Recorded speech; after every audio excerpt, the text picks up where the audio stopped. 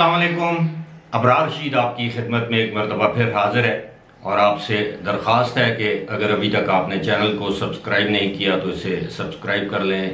جو bell icon ہے اس کو ضرور پریس کر دیں۔ آپ کا بہت بہت شکریہ۔ کیا اسمبلیاں تحلیل ہونے جا رہی ہیں، نئے انتخابات ہوں گے یا حکومت معیشت کو درست کرنے جائے گی؟ اور اس سے بھی اہم سوال یہ ہے کہ کیا پی ڈی ایم کے ساتھ کوئی دھوکہ کیا گیا ہے؟ اور یہ سارے سوالات ہیں جو ان دنوں ملک کے سیاسی سرکلز میں گردش کر رہے ہیں۔ سب سے پہلے تو اس بات پر اظہار خیال کروں گا کہ کیا موجودہ حکومت کے ساتھ یا پی ڈی ایم کے حکمرانوں کے رہنماؤں کے ساتھ اسٹیبلشمنٹ کی جانب سے کوئی بڑا ہاتھ ہو گیا ہے؟ اس معاملے یا اس افواہ یا اس کو شک یا جو بھی آپ کہہ لیں اس کو نام دے دیں، تقویت ان حلقوں کی طرف سے دی جا رہی ہے جو یہ سمجھتے ہیں کہ باوجود اس کے کہ عمران خان اسٹیبلشمنٹ، خاص طور پر آرمی چیف کو عمران خان اور ان کی جماعت جس طرح نشانہ بنا رہی ہے، اس سے یہ تاثر ملتا ہے کہ اسٹیبلشمنٹ کے اندر کچھ ایسے با اثر عناصر اب بھی موجود ہیں جو یہ چاہتے ہیں کہ عمران خان کی حکومت کو رہنا چاہیے تھا یا عمران خان کی حکومت دوبارہ آنی چاہیے۔ تو کیا ایسی صورتحال میں اسمبلیاں تحلیل کی جائیں گی یا معیشت کا سہارا دیا جائے گا؟ یہ بڑے سوالات ہیں، لیکن اس سے بڑا سوال یہ ہے کہ ابھی تک جو ہمارے وزیر اعظم ہیں شہباز شریف، جو اپنی کارکردگی کے حوالے سے کافی شہرت کے حامل ہیں، پنجاب میں وہ جب بھی وزیر اعلیٰ رہے، جب بھی کیا بلکہ وہ کافی عرصہ وزیر اعلیٰ رہے، اور اس دوران ان کو ایک ڈوئر کے طور پر جانا جاتا تھا، لیکن جب سے وہ مرکزی حکومت میں وزیر اعظم بنے ہیں تب سے ایسے لگتا ہے کہ ڈائریکشن لیس، جیسے کسی شخص کی کوئی سمت نہ ہو، ان کو سمجھ نہیں آ رہی کہ کہاں سے شروع کیا جائے۔ اور کچھ لوگوں کا یہ خیال ہے کہ جب وہ اقتدار میں آئے تھے تو وزیر اعظم بننے کے فوری بعد یا ودن اے ویک، ایک ہفتے کے اندر اندر ان کو قوم سے خطاب کرنا چاہیے تھا اور اپنے خطاب کے دوران قوم کو ملک کی معاشی صورتحال سے آگاہ کرنا چاہیے تھا۔ وہ جو معاشی اشاریے ہوتے ہیں، ایکسپورٹ امپورٹ میں جو فسکل ڈیفیسٹ وغیرہ جو بھی ہے، اور جو اکنامک سچویشن ہے، اس حوالے سے قوم کو اعتماد میں لینا چاہیے تھا۔ ایسا وہ نہ کر سکے، اس کی وجہ تو وہ خود ہی بتا سکتے ہیں، لیکن یہ ہے کہ اس کا جو نیگیٹو امپیکٹ ہے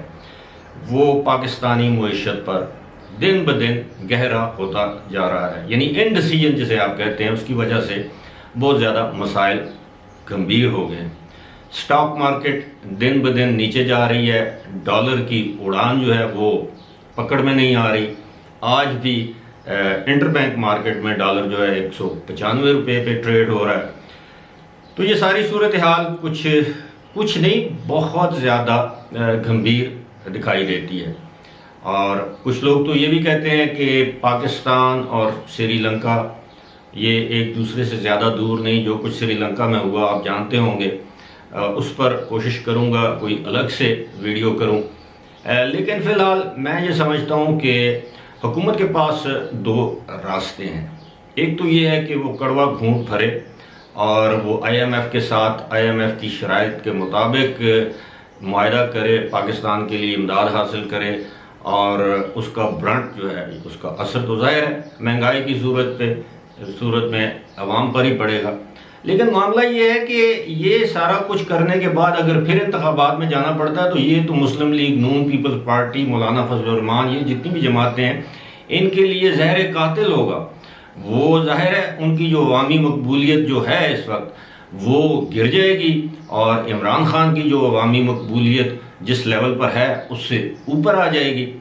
تو یہ کیچ 22 سچویشن ہے۔ اب یہی وجہ ہے کہ وزیر اعظم اپنے اتحادیوں سے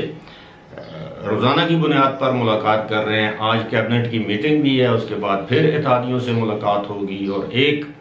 فیصلہ کیا جائے گا کہ جناب ہم نے کیا کرنا ہے۔ اب مسئلہ یہ ہے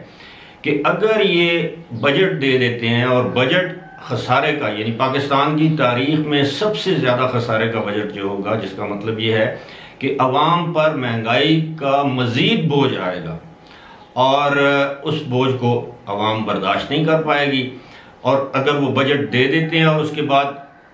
انہی حلقوں کی جانب سے کہا جاتا ہے کہ جی اب آپ الیکشن اناؤنس کر دیں، سپٹمبر اکتوبر میں الیکشن اناؤنس کر دیں تو باقی کیئر ٹیکر کر لے۔ دوسرا سینیریو یہ ہے کہ یہ ابھی سے اسمبلیاں تحلیل کر دیں، اور آئندہ بجٹ جو ہے وہ کیئر ٹیکر یا ٹیکنیکل جو لوگ آئیں گے، کیئر ٹیکر میں پھر ٹیکنیکل لوگ ہی آتے ہیں جن کو عوام کے پاس نہیں جانا ہوتا، وہ کچھ عرصے کے لیے آتے ہیں پھر غائب ہو جاتے ہیں، پھر ان کو ڈھونڈ کے لایا جاتا ہے 2 4 5 سال بعد، 8 10 سال بعد۔ تو ایک سینیریو تو یہ ہو گیا۔ اب اس صورتحال میں بہتر حل تو پھر یہی ہے کہ اسمبلیاں تحلیل کر دی جائیں اور عوام کے پاس جایا جائے، عوام کو بتایا جائے کہ جناب دیکھیں، ایک طرف اقتدار تھا اور دوسری جانب عوام کی بھلائی تھی، ہم نے اپنا اقتدار قربان کیا، یہ بیانیہ بنایا جا سکتا ہے، اور ہم نے انکار کر دیا کہ عوام پر یہ بوجھ ڈالے، کیونکہ وہ جو IMF کے ساتھ جو معاہدہ ہے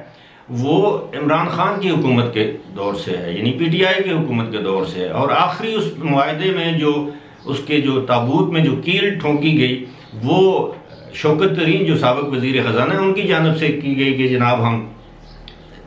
سبسڈیز کو ختم کر دیں گے، جو کہ ممکن نہیں ہے فی الحال۔ تو وہ یہ چاہتے ہیں کہ یعنی اس وقت جو PDM یا اتحادیوں کی حکومت ہے وہ یہ چاہتی ہے کہ ان کا جو گند ہے یا ان کا جو بوجھ ہے، وہ ان کا گند ہم کیوں صاف کریں، ان کا بوجھ ہم کیوں برداشت کریں، اس سے بہتر ہے ٹھیک ہے عوام کے پاس جاتے ہیں، اللہ خیر صلاح، آئندہ انتخابات میں جو حکومت آئی، جو پارٹی اکثریت میں آئی وہ حکومت بنائے گی، اس کے پاس 5 سال ہوں گے، 5 سال میں آپ کچھ نہ کچھ کر سکتے ہیں۔ لیکن فی الحال بظاہر ایسے لگتا ہے کہ آئندہ آنے والی حکومت بھی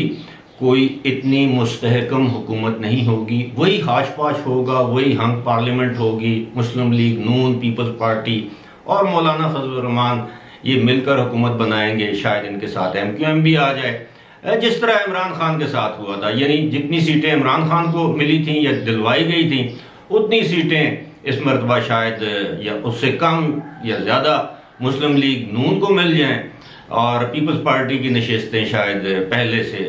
زیادہ ہو جائیں، اور مولانا فضل الرحمان کی جماعت کو بھی 2 4 نشستیں اضافی مل سکتی ہیں، MQM کو زیادہ نشستیں مل سکتی ہیں، لیکن PTI پھر اپوزیشن میں ہوگی۔ اور کیا عمران خان پھر اس انتخابات کے نتائج کو مانیں گے یا نہیں مانیں گے؟ دس از $1 ملین کویسچن۔ لیکن معاملہ یہ ہے کہ اگر کیئر ٹیکر گورنمنٹ آ جاتی ہے یا موجودہ گورنمنٹ جو ہے وہ چلی جاتی ہے اور بجٹ نہیں دیتی، IMF کے ساتھ مذاکرات ناکام ہو جاتے ہیں، تو آپ یقین کیجئے کہ پاکستان کی اکانومی کا بیڑا غرق ہو جائے گا۔ اور اگر کیئر ٹیکر گورنمنٹ آ جاتی ہے اور IMF کی شرائط بھی مان لیتی ہے اور ایک انتہائی بھاری بھرکم بجٹ، بھاری بھرکم سے مراد یہ ہے کہ لوگوں کو مزید مہنگائی کی چکی میں پیسنا شروع کر دیں یا مہنگائی کا بوجھ مزید ان پر بڑھا دیں، تو یہ عوام کے ساتھ زیادتی ہوگی، اور پھر یہ جو صبر کر رہی ہے اس وقت عوام، یہ کب تک صبر کرے گی؟ اور پھر بات وہی ہے کہ جس طرح سری لنکا میں ہم دیکھ رہے ہیں یا دیکھا ہے،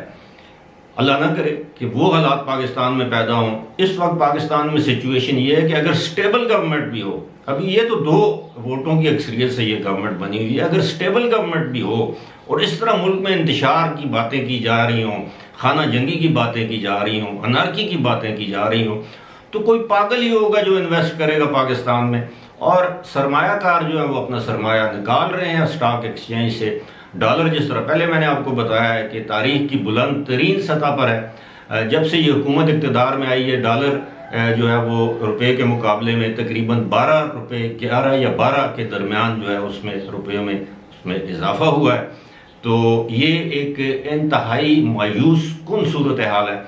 میرا خیال ہے ماضی میں شاید ایک آدھ مرتبہ اس طرح کی صورتحال پیدا ہوئی تھی، لیکن وہ اتنی سنگین یا گمبھیر نہیں تھی۔